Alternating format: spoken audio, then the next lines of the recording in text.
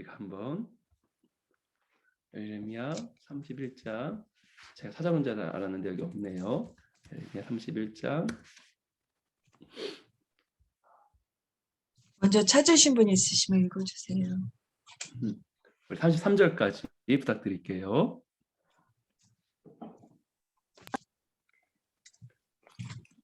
나 여호와가 말하노라. 보라, 날이 이르리니 내가 이스라엘 집과 유다 집에 새 언약을 세우리라.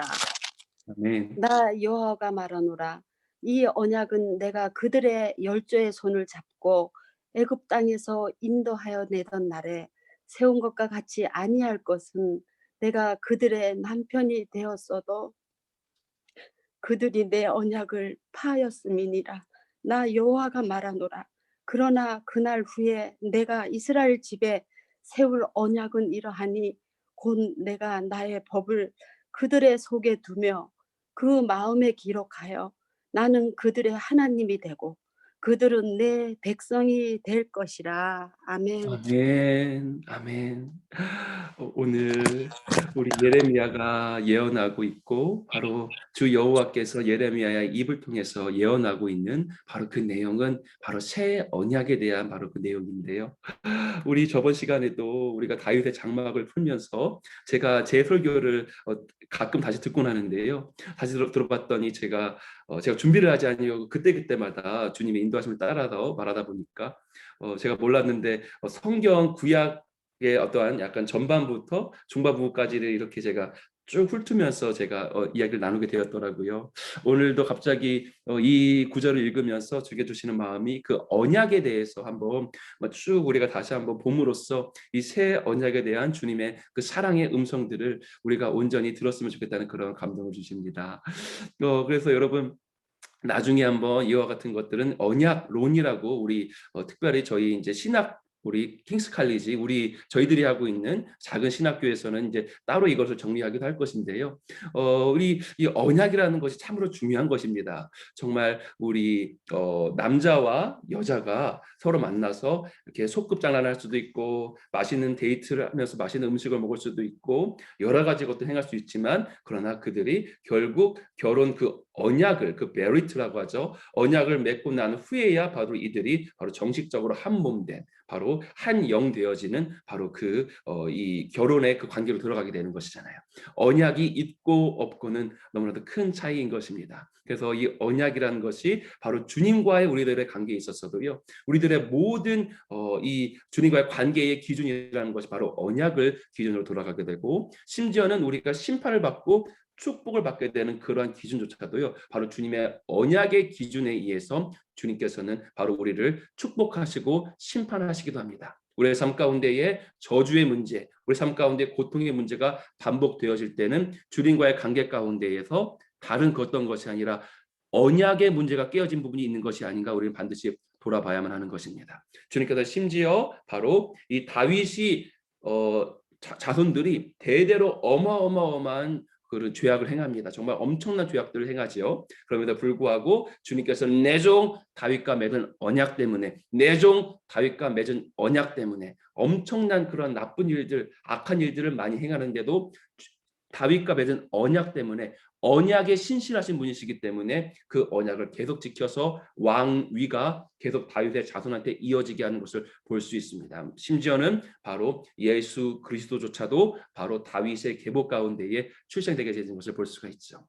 다윗의 쇠락한 장막, 사실은요 우리가 저번 주에 나누었는데요, 아모스서 9장 11절이 이야기하고 있는 다윗의 무너진 장막에, 사실은 문자적으로 해석하자면요, 그건 바로 다윗의 무너진 가계, 다윗의 무너진 왕가를 의미하는 것입니다.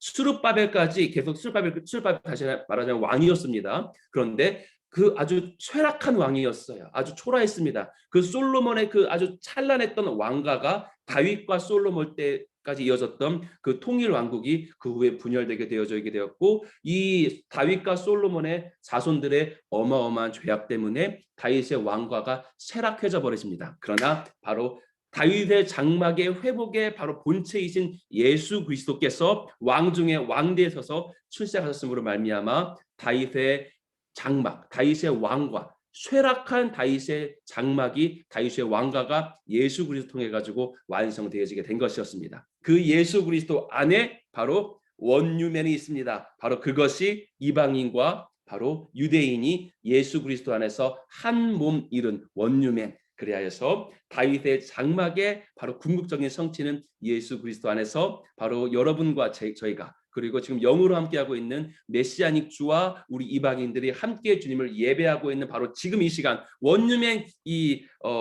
기도의 집 원유맨 바로 그 뭐라고 할까 중보 시간 여러분 이것이 다윗의 장막의 궁극적인 회복인 것이 어마어마한 것입니다. 여러분 그리함으로요 궁극적인 다윗의 장막의 회복은 오늘 갑자기 딴 데로 빠지면 안 되는데 세워놓게 되는데 죄송합니다. 궁극적인 다윗의 장막은요 진짜 원유맨 기도의 집이에요. 그래서 아이합 좋습니다. 너무 사랑합니다. 또한 이스라엘 가운데에 있는 단지 유대인만으로 이루어진 기도의 집도 좋습니다. 그런데요. 궁극적인 다윗의 장막 회복은요. 원유맨 기도의 집이에요. 그러므로 제가 이 원유맨 기도의 집이 세워지게 되는 것을 제 영이 너무 기뻐하고 있는 것이야. 너무 기뻐하고 있어. 여기는 이방인의 기도의 집도 아니고 이거는 뭐 이스라엘 기도의 집도 아니야. 원유맨 기도의 집이래. 바로 이것이 다윗의 장막의 궁극적인 회복이거든요. 여러분 그리하여서 정말 축복합니다. 우리 다 같이 잠시 한번 우리 한 30초 동안 축복하기 원합니다. 주님께서 세우고자 하시는 애리조나 원룸의 기도의 집이 주의 뜻 가운데에 완공될지어다. 주님의 완벽한 뜻과 계획 가운데 디자인 가운데 완성될지어다. 우리 한 20초 동안 우리 기도하도록 합시다. 아버지 감사합니다. 아버지 감사합니다. 주님께서 세우고 계시는 이 마지막 때에 그 다윗의 장막의 그 회복과 완성이 우리 원룸의 기도집을 통해 가지고 이 예루살렘 가운데 완성되어질 수 있도록 역사하여 주시옵소서. 그것이 또한 열방 가운데로 퍼져나가게 하여 주시옵소서. 예수 그리스도의 존귀한 이름으로 기도드렸습니다. 아멘. 그리하여서요 여러분 바로 이와 같이 또한 바로 이 언약이라는 것이요 주님과의 우리와의 모든 관계에 바로 기준이 되면 바로 가장 펀더멘털한 가장 근본적인 바로 그 기준이 되어지는 것이 바로 주님과 우리의 언약인 것인데요. 바로 이 언약이라는 것이 성경 가운데에 어떻게 계승되어 왔는지를 우리가 오늘 짧게 봄으로써 바로 우리 예레미야 31장 우리가 나눴으면 좋겠습니다. 여러분 그리하여서 여기 신학을 하신 분들이라면 모두가 잘 알고 있는데 가장 첫 번째 언약은 바로 무엇이냐면요. 그것은 바로 창세기 3장에 얘기하고 있는 바로 원시 언약인 것입니다. 우리가 모두가 알고 있다시피 바로 아담과 하와가 범죄를 하게 되었고 그리함으로 말미암아 주님께서 여호와께서 바로 가장 근본적인 모든 언약의 기초가 되는 그런 원시 언약을 주시게 됩니다. 그것이 바로 무엇이냐면 뱀아 사탄아 너는 여자의 후손의 발 뒤꿈치를 물 것인데 그런데 그 여자의 후손은 네 머리를 원어는요 박살내는 것입니다. 박살낼 것이다 라고 주님께서 주 여호와께서 말씀하시게 됩니다. 이것이 이후에 일어날 모든 신의 산 언약, 다윗 언약, 아브라함 언약, 새 언약 모든 것의 가장 근본이 되는 것이에요. 바로 이것이 뿌리인 것입니다. 바로 이 근본적인 이 언약, 원시 언약. 이 언약 위에 모든 인류 역사가 돌아가게 됩니다. 이 원시 언약 토대 위에 다른 모든 언약들이 쌓아져 가게 되어지게 되는 것이에요. 어쩌면요 이 내용은 쉬운 내용만은 아닐 것이기 때문에 나중에 또한 자료로서 함께 또한 나누기 원합니다. 그래서 이 여자의 후손이라는 것이 모든 영적 전쟁의 기준은요 언약이에요. 귀신도 그걸 압니다. 주님께서는 언약에 신실하신 분이라는 것을 귀신도 너무 잘 알아요. 그러므로 귀신은 어떻게 해서든지 여자의 후손이 출생되는 것을 막아야 하는 것입니다. 그러나 또한 동시에 주님께서는 뱀의 머리를 박살낼 여자의 후손을 반드시 마침내 출생시키고야 마실 것인 것입니다. 바로 이 영적 전쟁이 바로 이 기준이 되는 바로 이 언약. 그러고 나서 우리가 알고 있다시피 노아 사건이 일어나게 되고 인류 첫 번째 그 인류라고 말할 수 있는 그 첫 번째 인류는 완전히 멸망당해지게 되어지게 되죠. 그러나 바로 노아의 바로 그 8가족을 통해서는 바로 이 여자의 후손이 출생되어질 수 있는 바로 주님의 언약의 계보가 계속 흘러가게 되는 것입니다. 주님은 언약에 충실하신 분이시기 때문에 다른 그 어떤 것이 아니라 주님께서는 자신이 행한 말씀하신 그 언약에 충실하신 분이시기 때문에 그 언약을 중심으로 계속 인류 역사는 흘러가게 되어지게 되는 것이에요. 여자의 후손 뱀의 머리를 박살내 여자의 후손은 출생되어야만 하기 때문에 그것이 언약이기 때문에 바로 노아의 8가족을 통해 가지고 그것이 계속 노아의 후손을 통해서 그것이 이어지게 되게 되는 것입니다. 완전히 다 멸망했는데도 주님께서는 다 멸망할 수 없어요. 왜입니까? 주님께서 언약했기 때문에. 주님은 언약을 깨트릴 수 없는 분이시기 때문에, 그분은 신실하신 분이시기 때문에, 그분은 언약을 지켜야만 하기 때문에 모든 인류를 다 멸망시킬 수가 없어요. 그분은 그렇게 할 수가 없는 거예요. 바로 언약이 바로 기준이 되어지게 되는 것입니다. 그 후에 바로 셈과 함과 야벳이 있는데, 바로 이제 그 셈을 통하여서 바로 이 언약의 계보가 계속 흘러가게 되어지게 되죠. 그 후에 또 얼마 가지 않아서 바로 이들이 뭐 니므롯 사건과 바로 주님을 대적하는 그런 사건들이 일어나게 되고요. 주님께서는 이들을 온 지명 가운데 다 흩어버리십니다. 그래서 바로 창세기 바로 한 장, 두 장 이전에 멸망당한 인류인데 얼마나 정신을 못 차리는지 창세기 한 장, 두 장만 지나갔는데도 이들은 전 연합해서 주님을 대적하다가 바벨론 통 샀다가 흩어버리시고 나서 바로 주님께서는 택할 사람이 없어서, 주님께서 택할 사람이 없어서 세상이 너무 안타까워. 주 여호와께서 택할 사람이 없어서 우상장사 하던 그 집안의 아들을 택하시고야 맙니다. 주님의 마음이 얼마나 아프실까요? 나를 생명 다해 사랑하는 그 한 명의 신부를 찾기가 너무나도 힘들었기 때문에 우상장사 하던 그 집의 아들을 주님께서 갈대아 우르에서 택하셔서 그 한 사람을 너는 내가 지시할 그 땅으로 알리야 해라. 원래 에덴에 있었던 그 장소, 저는 그 장소가 지금 바로 이스라엘 약속의 땅 하마쿰, 바로 그 땅 하아레츠, 바로 그 이스라엘이라고 믿습니다. 아버지가 그 땅으로 가도록 하라. 주님께서는 말씀하십니다. 그 아브라함이 본토 친척 아비집을 떠나서 이스라엘 땅 가운데로 오게 됩니다. 제가 하나 놓쳤네요.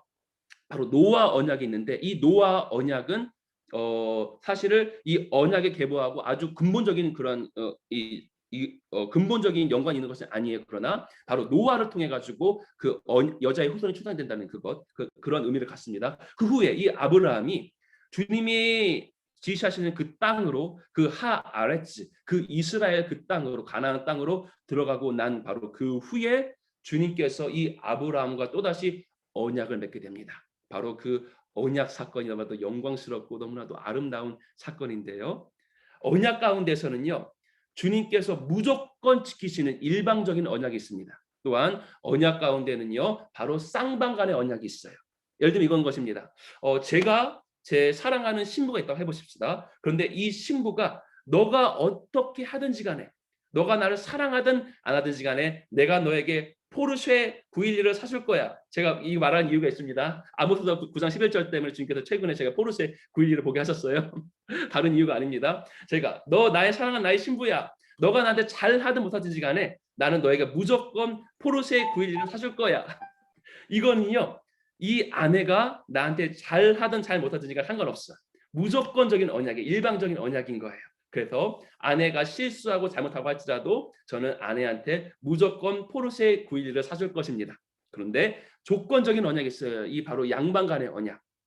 너가 나한테 어떻게 행하느냐 안 하느냐에 따라서 내가 너에게 이렇게 할 수도 있고 안 할 수도 있는 그 언약. 그런데요, 아브라함 언약은요, 일방적인 언약입니다. 주님께서 아브라함을 잠재우시고 나서 바로 아브라함이 만들어 놓은, 주님께서 명하셨죠.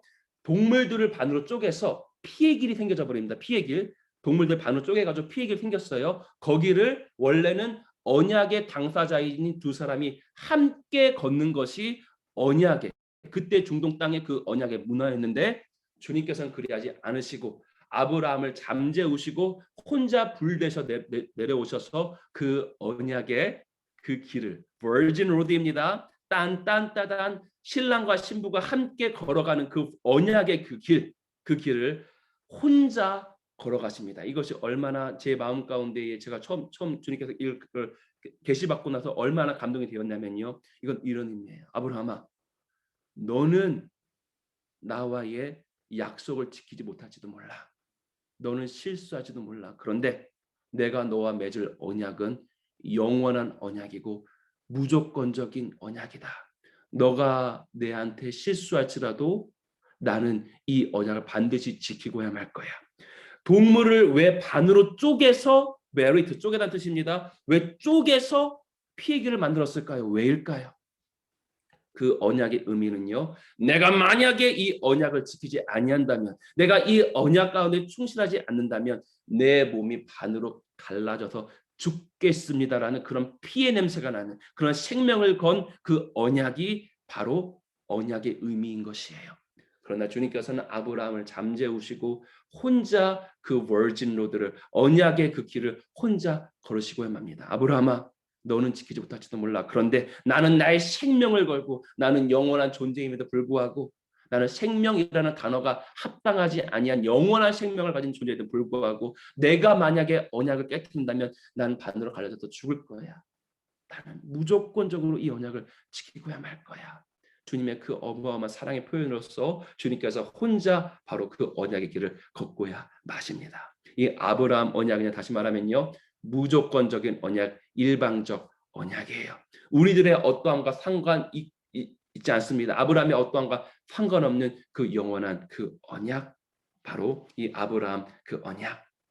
이 아브라함의, 그러므로 아브라함의 바로 이제 후손을 통해 가지고 원시 언약인 여자의 후손의 계보가 계속 이어지게 되어지게 됩니다. 그 후에 아브라함과 이삭과 무슨 이삭 언약도 있는데 그 큰 의미를 갖지는 않아요. 지금의 우리가 나눌 때는요. 이삭과 야곱을 통해 가지고 야곱이 이제 이스라엘로 변화지게 되죠. 그 후에 이스라엘 야곱의 12아들이 하나님의 섭리 가운데에 바로 모두 다 애굽 땅으로 가게 됩니다. 주님께서 요셉을 통하여서 바로 마련해 주신 그 장소에서 그 기름진 그 땅에서 이들이 주님께서 이들의 태의 문을 열어버리시사 바로 애굽 땅 가운데서 이 이스라엘 유대 백성들의 수요가 엄청나게 늘어나게 됩니다. 그런데 요셉을 알지 못하였던 바로 또 다른 바로 그 후대의 바로 왕이 일어나게 되자 갑자기 이 유대인들을 핍박하기 시작해요. 엄청난 핍박이 이제 일어나게 되어지게 됩니다. 그리고 주님의 뜻 가운데에 이제 때가 되자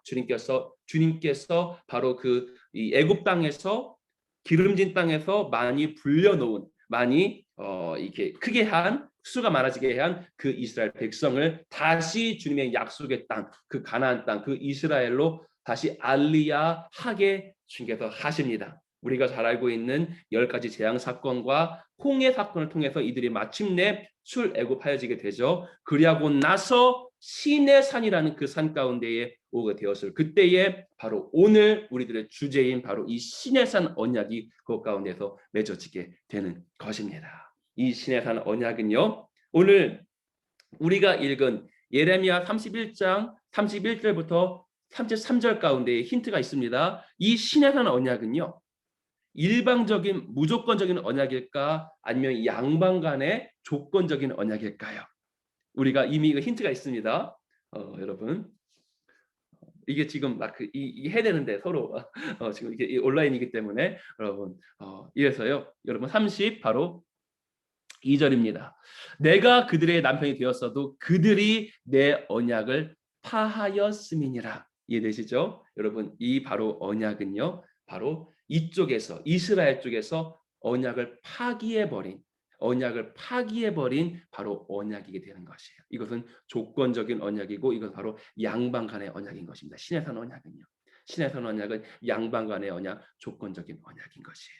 바로 이 언약은 무엇이냐면 너가 나를 사랑하고 나를 존경하고 내 말 뜻대로 행하면, 조건입니다. 행하면 너는 내 백성이 되고 너희는 그 제사장 나라가 되리라라는 바로 조건적 언약을 맺게 되는 것입니다.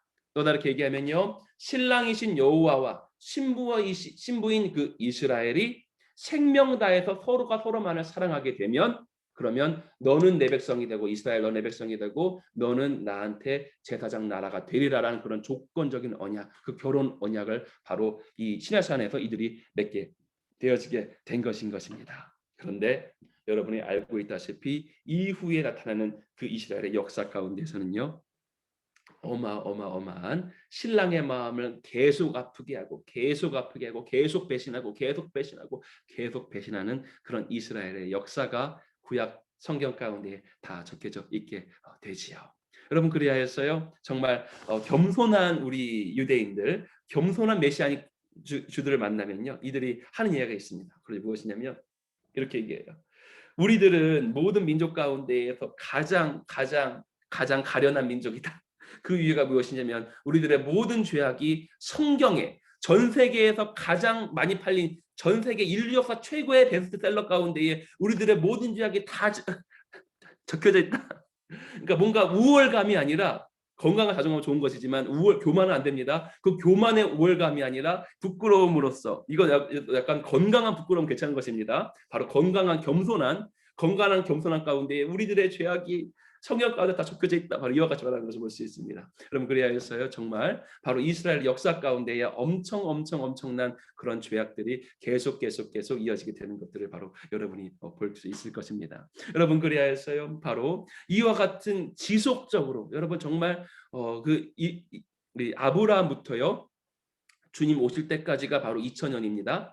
아브라함 언약 때부터 바로 예수 그리스도의 십자가 그 갈보리 언약 새 언약까지가 2000년인데요. 그 2000년 동안 엄청난 주님함을 찢는 행동들을 바로 아브라함의 자손들이 바로 이스라엘 백성들이 하게 되는 것을 여러분이 볼 수 있을 것입니다. 주님께서는 정말 끝까지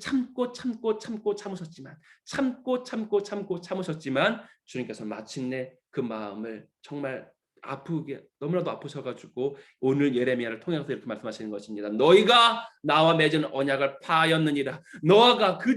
내가 그들이 남편이 되었어도 그들이 내 언약을 파하였음이니라. 결국 이들의 이 결혼 생활은 결국 파탄이 나고자 맙니다. 한 가지만 더 볼게요. 아브라함 언약 때부터 이건 BC 2000년 경입니다. 그리고 새 언약 AD 33년이죠. 이 2000년의 기간 그 한가운데 또한 바로 대략 BC 1000년 가운데에 있었던 인물이 누구냐면 그것이 바로 다윗입니다. 이 다윗을 통해서 주님께서 BC 1000년 경 가운데에 언약을 맺게 되었어요. 그건 다윗의 언약인데 여자의 후손이 노아의 후손, 노아 언약, 그 후에 아브라함 언약, 아브라의 후손 그 중에서도 누구냐면 바로 다윗의 계보를 통해 가지고 이 언약이 계속 이어지게 되는 것을 볼 수 있어요. 아무튼 간에 다윗과 맺은 언약은 영원한 언약입니다. 이거 나중에 하겠습니다. 아무튼 간에 결국에 이 이스라엘이 시내산에서 맺은 그 언약을 결국 스스로 깨뜨리고 나서 이들의 결혼 생활을 파탄이 나고야 말게 됩니다. 그런데 바로 그 파탄된 결혼 생활을 얘기하면서 그러나 주님께서는 얼마나 선하시고 얼마나 아름다우신 분이신지 이 언약은 이미 파탄 난 건데 이 언약은 이미 깨어진 언약인 것인데 주님께서는 얼마나 그 실물을 그 사랑하는 분이신지 내 마음을 이렇게도 아프게 했고 여러분 에스겔 가운데에서는 이렇게 말합니다. 주님께서 그 거룩하신 분께서 이와 같은 말까지 했어요. 하십니다. 오홀리압과 이 음란한 신부들이 세상에 그 남자의 거시기가 큰 그 우상 이 나쁜 남자들이랑 같이 음란한 짓을 행했다 이렇게까지 성경이 기록하고 있어요. 얼마나 우리 마음이 아프셨을 것입니까? 주님께서 이와 같이 마음이 찢어졌지만 그럼에도 불구하고 신부를 사랑할 수밖에 없는 이분은 신부에게 완전히 눈이 돌아가 버리시는 분이시기 때문에 완전히 미치신 분이시기 때문에 여러분 주님의 이 사랑이 우리 가운데 때로 보실 때가 있습니다. 주님이 우리를 사랑한다는 것이 내가 너를 사랑해. 내가 너를 아껴. 내가 너를 너무 사랑해. 이러한 정도의 사랑이 아니라 아가서가 말합니다. 내가 상사병이 걸려버렸다고. 아가서가 말합니다. 너는 나의 도장같이 팔에 새기고 인같이 마음에 품으라. 이 질투는 스울과 같은 그런 지옥과 같은 그런 질투로서 내가 너를 사랑한다.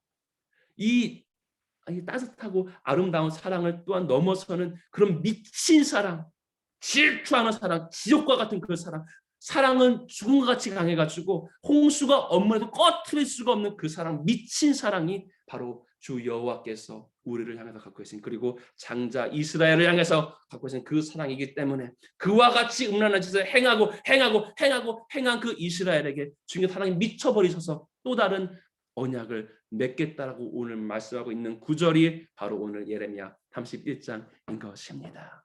주님 말씀하십니다.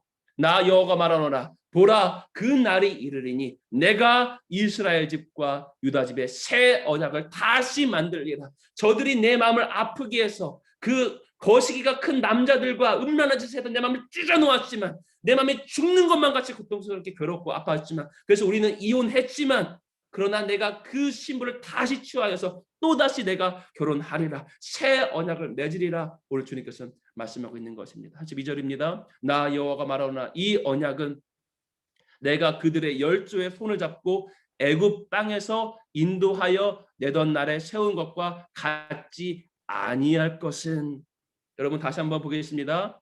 내가 그들의 열조의 손을 잡고 애굽 땅에서 인도하여 내던 날에 세운 언약 이 언약이 무엇일까요? 다시 말하면 지금 출애굽 얘기하고 있는 거예요. 출애굽 애굽 땅에서 손잡고 그들의 열조 그들의 선조들의 손잡고 내가 끌어내던 그때 세운 언약 이 언약이 무엇일까요? 오늘 우리가 얘기해 바로 시내산 언약인 것이에요. 그 시내산 언약과 같지 아니할 것은 내가 그들의 남편이 되었어도 그들이 내 언약을 그 시내산 언약을 파하였음이니라. 시내산 언약은요 깨어진 언약입니다. 여러분 우리가 이스라엘을 사랑하는 거 좋습니다. 또한 토라가 회복되는 거 좋습니다. 그런데요 여러분 시내산 언약 옛 언약은요 시내산 언약은 파여진 언약이기 때문에 시내산 언약으로의 회개는요 안타깝게도 불균형한 우리가 균형을 잃은 그런 모습인 것이에요. 근데 나중에 또 다른 주제이기 때문에 나중에 또 하도록 하겠습니다. 시내산 언약으로는요 다시 접붙임 받을 수 없습니다. 이스라엘도 이방인도 오직 새 언약을 통해서만 이 로마서 11장의 나무에 대한 계시는 후에 다시 풀도록 하겠습니다. 아무튼지간에 바로 주님께서 말씀하십니다. 그들이 나와의 언약을 깨뜨렸기 때문에 내가 새 언약 또 다른 장가 또 다른 결혼식 또 다른 결혼 언약을 마련하였다라고 우리 주님 말씀하고 있는 것입니다. 33절입니다. 나 여호와가 말하노라 그러나 그날 후에 내가 이스라엘 집에 세울 언약은 이러하니 이 새 언약은 곧 내가 나의 법을 그들의 속에 두며 그 마음에 기록하여 나는 그들의 하나님이 되고 그들은 내 백성이 될 것이니라. 이 새 언약을 말씀하시면서요 주님께서 지금 뭘 말씀하고 있는 것입니까? 곧 내가 나의 법을 그들의 속에 두며 마음 가운데에 둘 새 법 주님께서 말씀하고 있는 것은 바로 무엇이냐면요 바로 새 언약을 통해서 새 토라를 주시겠다고 주님께서 말씀하고 있는 것입니다. 오늘이 바로 이것의 주제였어요. 바로 이것 때문에 좀 우리가 길게 서론을 나누었습니다. 옛 언약 시내산 언약 시내산 언약을 받자마자 토라가 내려왔습니다. 십계명입니다. 돌판입니다. 그 법은요 어디에 새겨졌었습니까? 그 법은 그 토라는 돌판에 새겨진 토라였습니다. 언약이 있으면 토라가 내려오게 됩니다. 옛 언약 시내산 언약을 통해서는요 돌판에 새겨진 토라가 내려왔습니다. 그러나 주님 말씀하십니다. 내가 새 언약을 맺으리라. 언약을 맺으면 토라가 내려옵니다. 그런데 이 토라는 어디에 새겨진 토라입니까? 바로 내가 나의 법을 그들의 속에 두며 그 마음에 기록하여 새 언약으로서 내려오는 새 토라는요 돌판에 새겨진 법이 아니라 내 마음에 새겨진 토라가 되어지게 되는 것이에요. 여러분이 사실은 이 토라, 새 토라는요 여러분이 무엇인지 이미 잘 알고 여러분 모두가 잘 알고 있는 것입니다. 예수 그리스도 새 언약의 주체자 되신 그 예수 그리스도께서 복음서 가운데에 이와 같이 말합니다. 옛 토라, 돌판에 새겨진 토라로서는 너가 실제 칼을 들고 누구를 찔러 죽이면 넌 살인한 것이었다. 그러나 내가 새로운 토라를 말하리니 이 새로운 토라는 돌판에 새겨진 법이 아니라 네 마음에 새겨졌기 때문에 이제는 너가 칼 들고 누구를 찔러 죽인 것이 아니라 네 마음으로만 누구를 미워해도 너는 살인한 것이다. 주님 또 말씀하십니다. 옛 돌판에 새겨진 토라로서는 너가 실제 다른 이성과 간음, 실제 육체적인 간음을 해야만 너는 간음을 한 것이지만 내가 새로운 토라를 너에게 주노니 너가 마음으로만 음욕을 품어도 너는 간음한 것이라. 새로운 토라는요, 기준이 마음인 것이에요. 옛 법, 돌판에 새겨진 토라. 이거 돌판을 해보십시다. 돌판, 두 돌판이라고 해보십시다. 이 두 돌판에 새겨진 이 토라는요, 이 법은요, 내 몸 바깥에서 나를 감찰합니다. 날 보고 있어. 토라가 날 보고, 이거 안 나오네. 자, 토라가 나를 보고 있어요. 이 토라가 나를 보고 있어. 그러나 나의 몸 밖에 있습니다. 이 여기는 글자가 적혀져 있습니다. 글자가 적혀져 있습니다. 글자가 이 돌판에는요, 글자로서 이 글자가 나를 감찰해요. 나의 겉 행위를 감찰합니다. 내가 행위로서 이 글자 토라의 조문대로 행하지 아니하면 나는 법을 어긴 거예요. 반대로 이 글자가 적혀진 대로 내가 겉 행위를 했다면, 나의 육체적으로 나의 겉 행위가 글자에 적혀진 대로만 행했다면 나는 토라를 지킨 것입니다. 서기관과 바리새인들은요, 토라 조문에 적혀진 대로 글자대로는 행하였습니다. 그러나 그들의 마음과 그 심령에는요, 주님의 마음과고 상관없는 짓거리들을 행하고 있었습니다. 토라의 조문은요, 안식일에 와서 너가 이거 해야 된다고 말합니다. 그러나 강도 만난 그 이웃을 보고 제사장과 바리새인은요, 마음으로서는 그를 사랑하지 않았기 때문에 단지 겉 토라를 지키기 위하여서, 토라의 조문을 지키기 위하여서 그들은 나가게 되는 것이었습니다.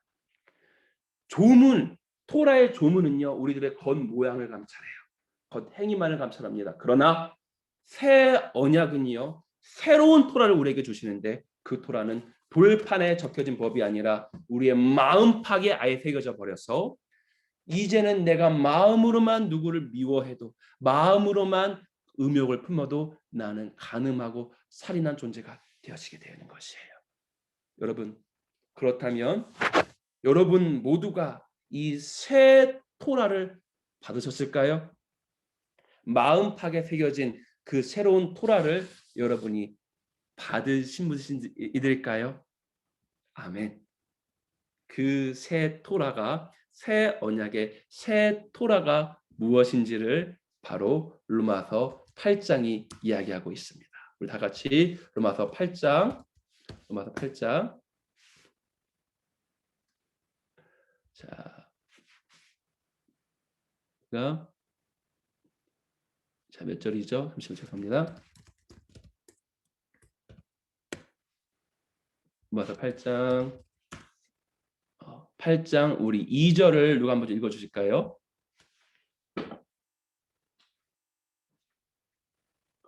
제가 읽겠습니다.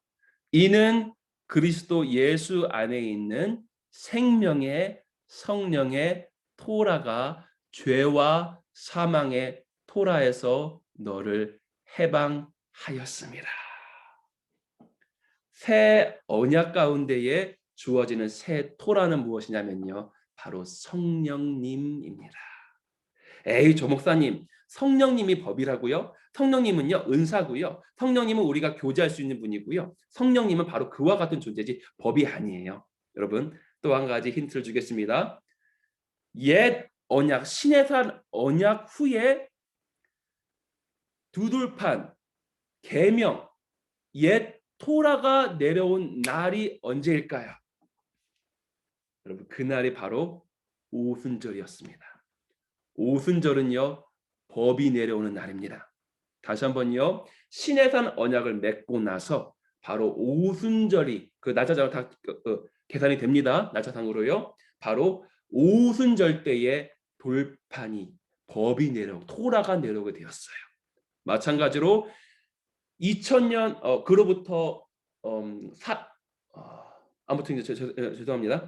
그로부터 몇천 년 이후에, 시내산 언약으로부터 몇천 년 이후에 AD 33년에 예수 그리스도께서 십자가에서 죽으셨습니다. 새 언약을 체결하셨습니다. 그리고 새 언약을 6월절에 새 언약을 체결하셨죠.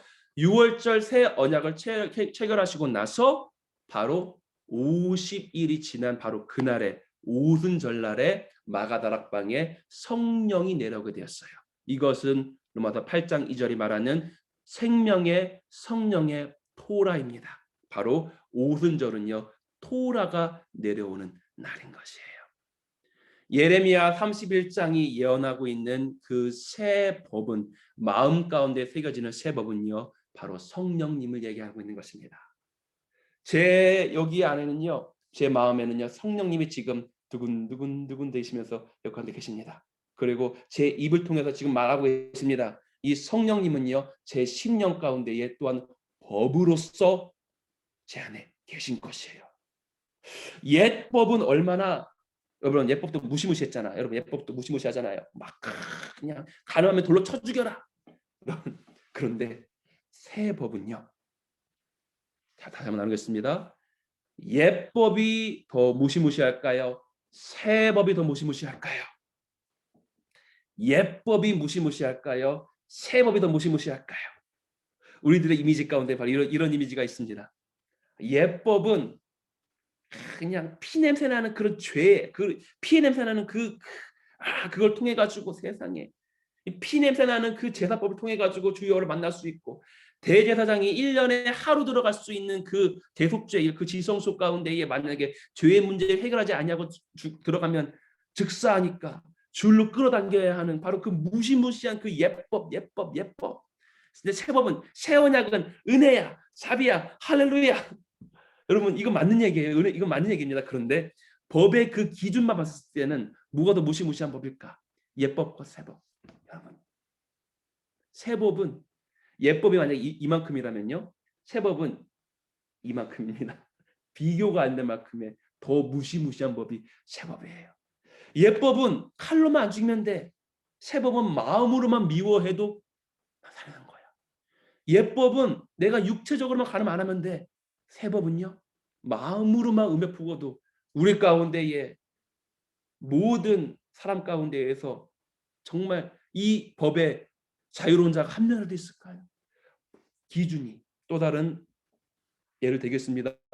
예법은요, 너 자신을 사랑하듯이 서로를, 이웃을 사랑하라가 예법이에요.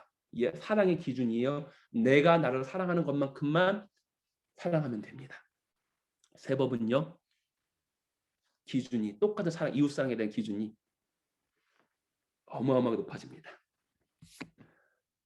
내가 새 계명을 너에게 주노니 내가, 예수 그리스도가 너희를 사랑한 것처럼 서로 사랑하라. 불가능합니다. 안 됩니다. 조 목사님, 난 가능해요. 내가 40일 금식하고요, 내가 정말 주야로 말씀을 묵상하면요, 난 할 수 있어요.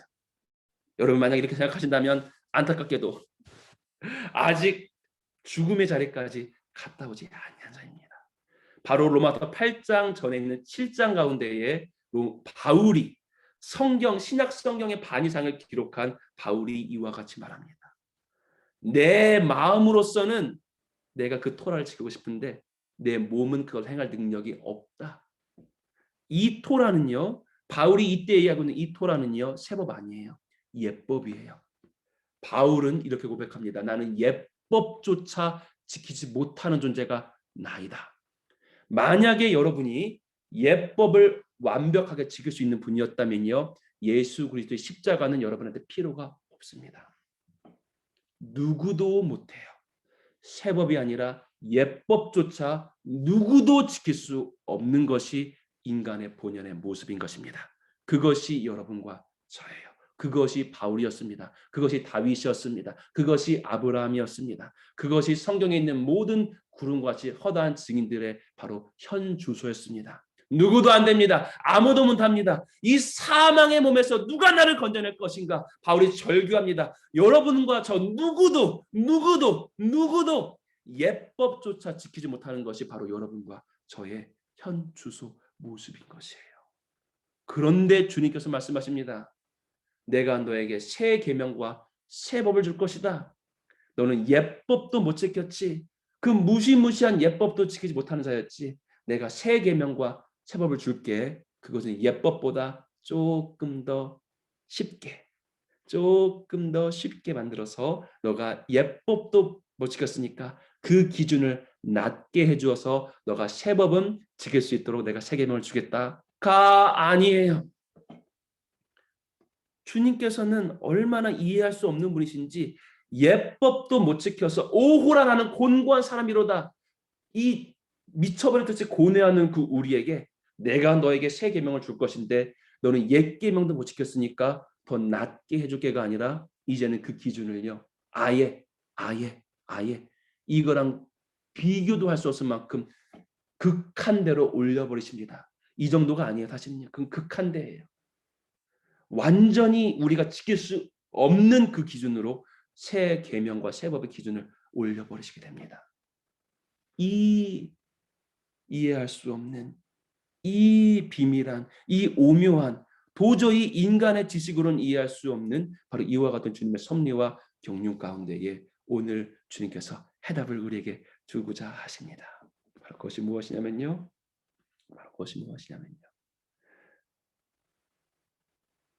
바울이 얘기합니다. 로마서에서 예법은 조문의 토라는 우리가 죄인인 것을 깨닫게 하는 몽학성생이다. 결국 너희가 예법을 통해서 너가 깨닫게 되는 것은 너는 결코 법을 지킬 수 없는 절망이라는 그 존재, 네가 얼마나 죄인인지를 깨닫게 해주는 것이 바로 조문의 토라야. 우린 모두가 그랬습니다. 제가 그랬습니다. 모태신앙으로 태어났습니다. 어렸을 때부터 성경 말씀 알았습니다. 신구약 말씀 알았습니다. 그런데 제가 아무리 노력해도 아무리 금식하고 어렸을 때 금식 많이 했어요. 막 기도 많이 하고 막 기도원 갔다 오고 막 그런 거 다 했습니다. 그런데 그런 내가 깨닫게 된 것은 무엇이었냐면요.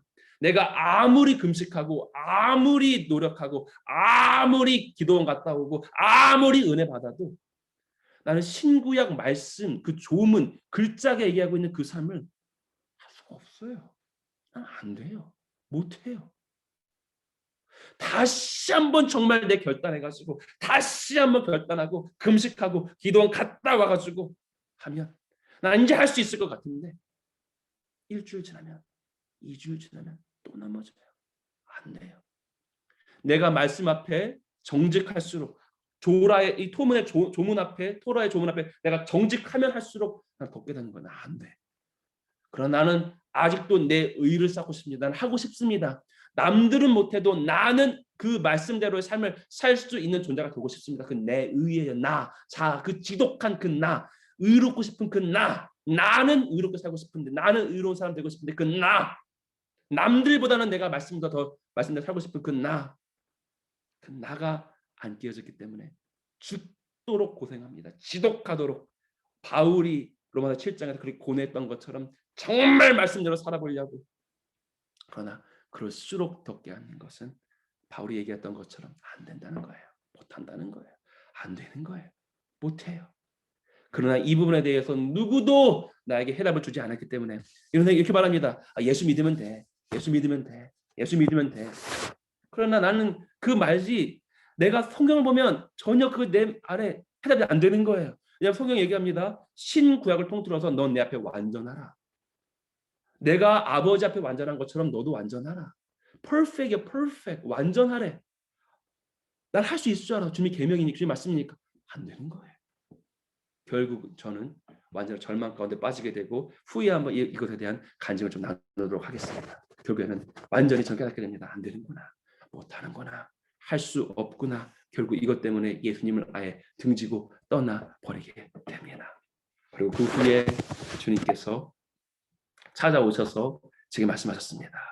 저는 그때는 완전한 절망 가운데 있었기 때문에 제가 이제는 그 음성이 나오지 않아요. 주님이 다시 한번 이렇게 절망 가운데 빠진 저에게 찾아오면 저는 이렇게 이전까지 이렇게 말했어요. 주님, 저는요.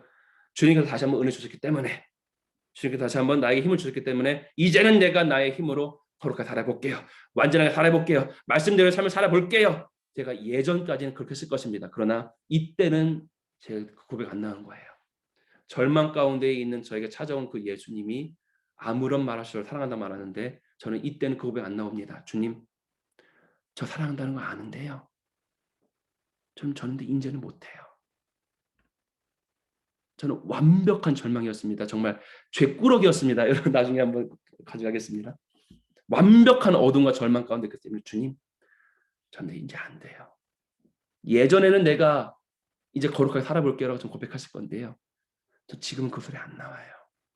저는 완전하지 못해요. 신구약 성경은 나한테 완전하라고 분명히 얘기하는데요.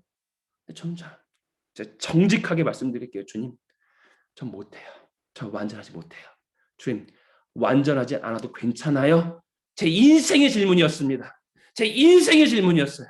주님, 완전하지 않아도 괜찮아요? 제 인생의 질문 가운데에 바로 수가성의 그 여인의 그 예배에 대한 그 질문과 같이 제 인생의 질문이었던 그 완전에 대한 질문 가운데에 주님께서 이와 같이 답을 주시기 시작합니다. 1년의 사건을 통해서 주님께 말씀하신 것은 교가 아니 완전해야 돼. 내가 신구약에 이미 말해놨잖아. 그런데 너는 그거 할 수 없어. 교가 완전해야 돼. 그런데 너는 절대로 그거 할 수 없어. 너가 이제야 깨달았구나. 교가 너가 이제야 깨달았구나. 옛 조문의 토라는 몽학 선생 초등학문이 되어서 우리의 뭘 깨닫게 한다고요? 죄인됨을요. 저는 20몇 년이 지나서야 이걸 깨닫게 됩니다. 모태신앙이었는데 제가 죄인이라는 것을 물론 알았죠. 근데 이때에 깨달은 죄인됨은요, 완벽한 절망이에요. 나에 대한 완벽한 절망입니다. 아무런 소망도 없는, 지옥에 떨어질 수밖에 없는 완벽한 절망 덩어리, 그 죄인됨에 대해서 처절하게 있는 것에 내가 직시하게 되어져 버린 거예요. 힘이 없어요. 난 날 그렇게 할 수 있는 힘이 제로, 0이라는 것을 완벽하게 깨닫고 나서 교가 또 이제야 깨달았구나. 교가 완전해야 돼. 교가 그런데 너는 절대로 갈 수 없어. 그리고 주님께서 말씀하십니다. 이제 내가 너 안에 들어가다 달자. 교가 이제는 내가 너 안에서 너가 이룰 수 없는 그 거룩의 삶을 내가 행하도록 하자. 교가 너는 예전부터 나를 알았지. 나와 동행했지. 내가 여기 있으면 예수님을 여기 옆에 두고 나와 함께 손잡고 걸었지. 너와 나랑 대화도 했지. 나의 음성도 들었지. 나의 수많이 체험했지. 나의 영광도 체험했지. 그런데 이제는 그 차원을 하지 말자. 손잡고 걸어가지 말자. 동행하지 말자. 이제는 나와 합일하자. 이제 내가 너 안에 들어가서 아예 살자. 이제는 새 법인 내가 너의 마음팍에 아예 들어가서 살자.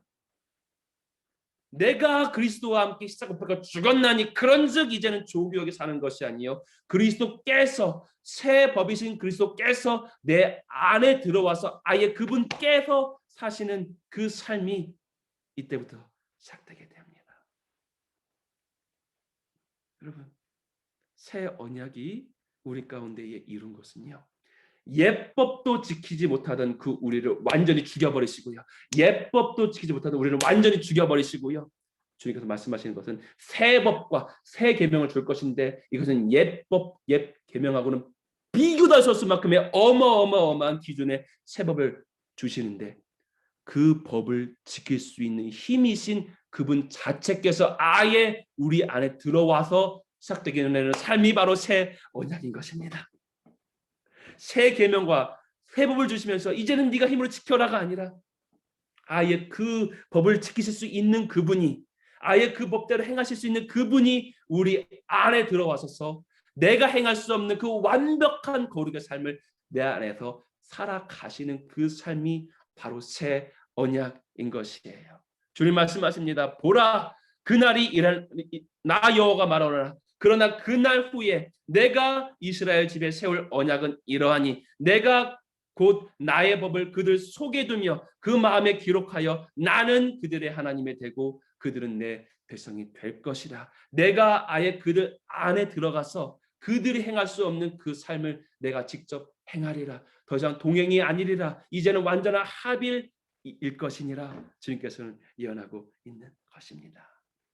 여러분께서요, 새 언약의 삶이 우리 가운데에 시작되게 되고 나면요, 우리가 지킬 수 없는 그 새 계명을 지킬 수 있는 사람으로서 우리가 거듭나게 됩니다. 나중에 또 하겠습니다. 그렇다고 해서요, 이것이 죄송합니다. 그렇다고 해서 이것이 완벽한 삶이라는 것이 아니라 우리 넘어집니다.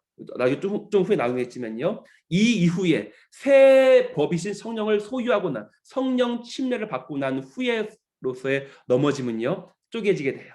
나를 아무것도 행할 수 없는 나는 넘어짐 때문에 더 죽고 더 절망하고요, 그리할 때마다 새 법이신 새로운 의로운 심이신 성령과 그리스도가 내 안에서 더 살아가게 되는 거예요. 여러분 되십니까? 이제는요 성령 침례를 받고 난 후에 넘어지고 죄짓고 하는 것들은요 옛 자아인 나를 더 죽여버리고 오히려 내 안에서 더 그리스도가 더 살도록 더 성령께서 더 살도록 헤어지게 되는 그 삶이 시작되게 되는 것입니다. 저는 넘어질 때마다 죄를 지을 때마다 나에 대해서 더 절망하고 나는 더 죽어버리고 바울이 얘기했던 것처럼 난 죄인 중에 괴수라 얘기했던 것처럼 내가 얼마나 죄인데 아무런 답 없는 존재인지를 더 깨닫고요. 오직 그리스도만 더 내 안에서 더 흥왕하게 되어지게 되는 것입니다. 그럴수록 넘어질수록 나는 절망에 빠지는 것이 아니라 그럴수록 나는 더 예수만 찬양해 더 예수만 증거할 수밖에 없어요. 예수밖에 없다고 증거할 수밖에 없는 존재로서 저는 계속 나아가게 되는 것입니다. 할렐루야. 이것이 여러분의 모든 우리 여기 모든 주무자 가운데에 이루어진 삶입니다. 이것이 여러분 모든 주무자 우리